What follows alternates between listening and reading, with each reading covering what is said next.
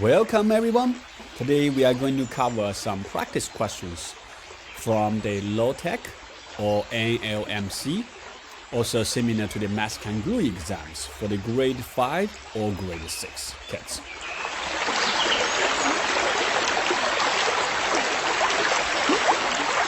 The first question is coming from the following. Place each of the numbers 11, 12, 13, 14, 15, 16, 17, and 18 in the following lettered circles so that the sum of the numbers on each of the two intersecting circles is 80. What is the sum of the two numbers in the circle D and the circle E? You see, this question here has a long sentence, right? So how do we really understand what's the meaning, especially coming from the first sentence here?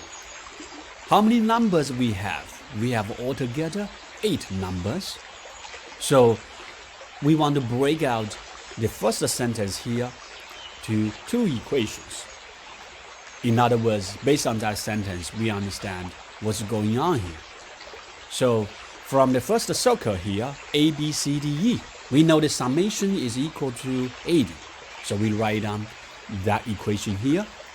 Second, D, E, F, G, H is also adding together equal to 80. So that's the information we are given for this problem. And what we are trying to solve here is we want to find out the summation of the D and the E. So actually I have a question for my daughter here. Are we asking what is D, what is E? No. You see, that's the tricky part. When we are trying to solve the summation of D and E, it's not necessary to solve D and E individually. So when we are write down those 2 equations, we add those 2 equations together. So left side add the left side together, you will see A, B, C, D, E plus D, E, F, G, H is equal to the right hand side, which is 80 plus 80, 160. And we can rearrange what's happening on the left hand side here, A, B, C, D, E plus F, G, H, which is all the letters we are using here, and plus the extra D, E together is equal to 160. Now what's happening here, we don't know what's A, what's B, what's C. But we know what the A, B, C, D, E, F, G, H is coming out of those 8 numbers, starting from 11 to 18. So in other words, when we're adding A, B, C, D, E, G, F, G, H together, it's like adding 11, 12 up to 13 to 18 together. So what we got? 19 multiplied by 4. Well, 29 multiplied by 4. And where is this 29 coming from? I think most of you know, you want to find out like a good friend number or something similar to that, right? 11, 18, they are together get 29. 12 plus 17, 29. How many 29? 4 of them. Plus DE plus equal to 160. And you try to solve for DE, which is 44. So at the end, we are able to solve the summation of D and E. My question is, do we know what's exactly D? What's exactly for E? No, we don't necessary to know that as long as we can figure out what's the summation of D and E.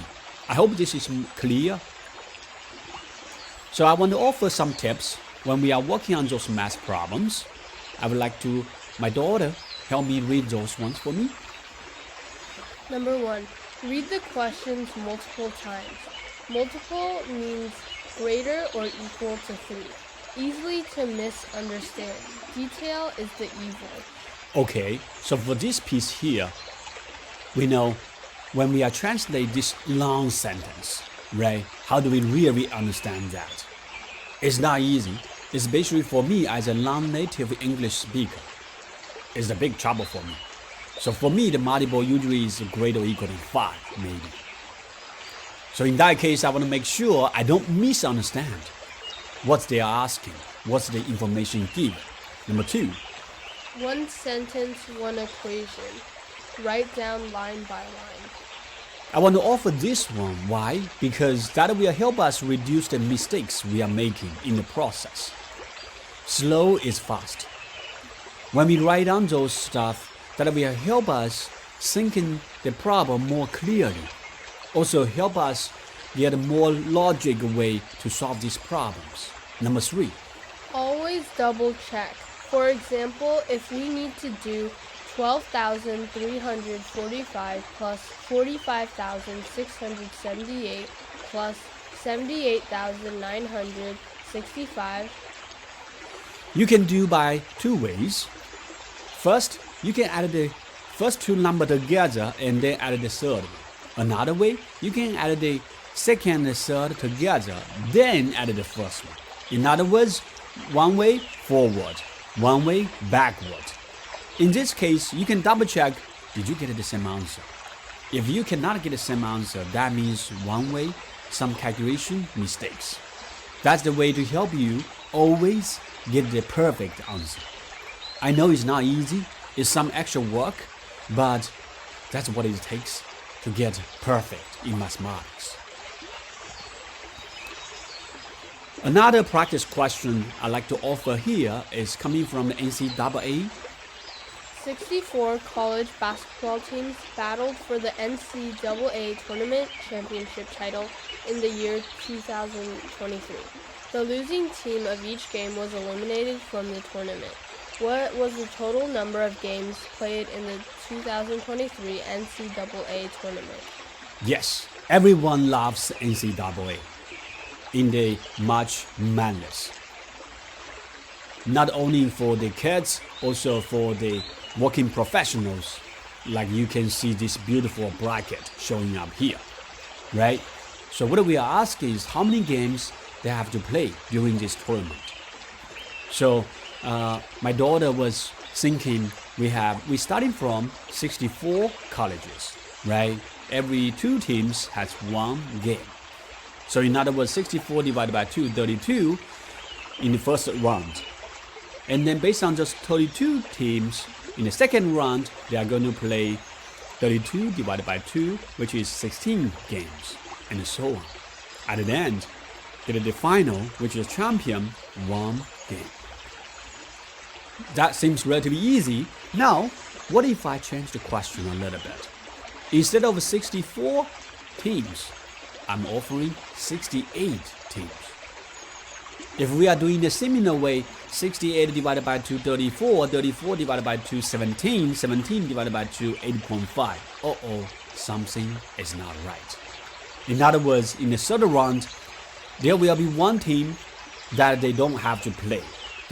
Or they have to get some special arrangement. So how do we continue here? So we have to ask ourselves, right? Based on the information we are given, how many teams in the very beginning they are joining? How many teams they are surviving at the end? In other words, you control the beginning, you control the end. We know there are 68 teams join in the very beginning. How many teams is the final? Is only 1. So in other words, they have to eliminate 67 teams. So they have to eliminate the 67 teams that is coming from 67 games. Because 1 game, 1 team out. So back to the very beginning, the question, if we have 64 teams, how many games we have to play? 64 minus 1, which is 63 games. I hope that's clear. Again, I want to emphasize low-tech or math kangaroo are more closely related with Common Core, right? Which has more motivation for the kids to work out. It's like you are climbing the mountain nearby your place in a way that is more fun, more doable. And then AMC, I consider that is the climbing up to the mountain Everest. It's more challenging. So you may have to be prepared more for that. That's all I want to cover today. Thank you.